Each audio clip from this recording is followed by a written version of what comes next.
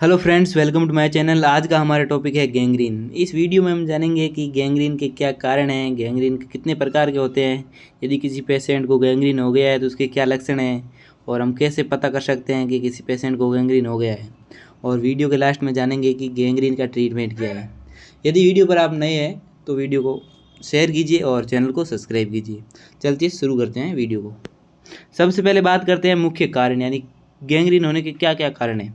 पहला है रक्त संचार में कमी, यानी प्रभावित क्षेत्र में रक्त प्रवाह कम होना, यानी कोई जो वसल्स होती है, ब्लड वसल, उसमें रक्त का प्रवाह है वो कम हो जाने से गैंग्रीन देखने को मिलता है। दूसरा है धमनी रोग, यानी अथेरोस्क्लेरोसिस या परिधीय धमनी रोग। ये भी एक प्रकार का जो धमनी होती है उसमें एक रोग होता है, जिससे क्या है कि ये नैरो हो जाती है, पतली हो जाती है, जिससे ब्लड सप्लाई कम होती है और गैंग्रीन देखने को मिलता है। तीसरा है मधुमेह, इसमें भी गैंग्रीन देखने को मिलता है। चोट या आघात, इस समय भी गैंग्रीन हो सकता है। और जो कोई बैक्टीरियल संक्रमण है, जैसे हो गया क्लोस्ट्रीडियम, उसमें भी हो सकता है। यदि कोई पेशेंट लगातार चेन स्मोकर है या लंबे समय से धूम्रपान कर रहा है तो उससे भी गैंग्रीन देखने को मिलता है। उसके बाद में उच्च रक्तचाप, यानी जो हाइपरटेंशन बीमारी होती है उसमें क्या है, ब्लड वेसल पर जो ब्लड होता है उसका प्रेशर ज़्यादा पड़ता है, जिससे क्या है ब्लड वेसल कमज़ोर हो जाती है और जो एरिया होता है उसमें क्या है रक्त वाहिका है वो ब्लड को कम ले जाती है, जिससे क्या देखने को मिलता है ये गैंग्रीन।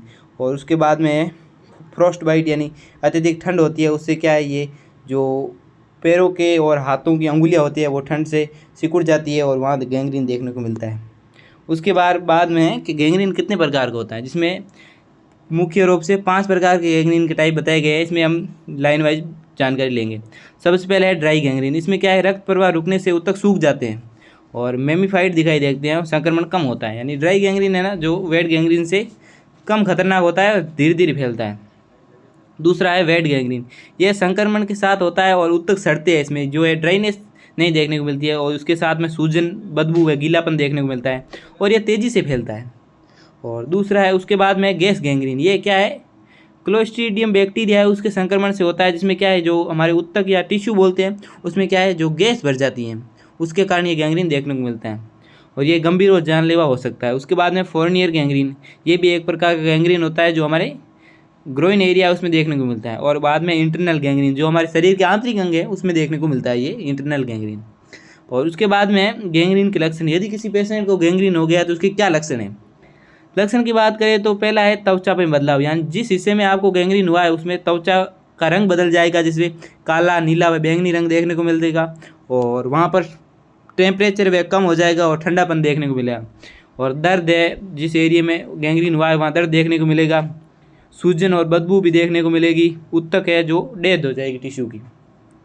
उसके बाद फफोले या गैस के बबूले बनेंगे जो है वहाँ टिश्यू पर।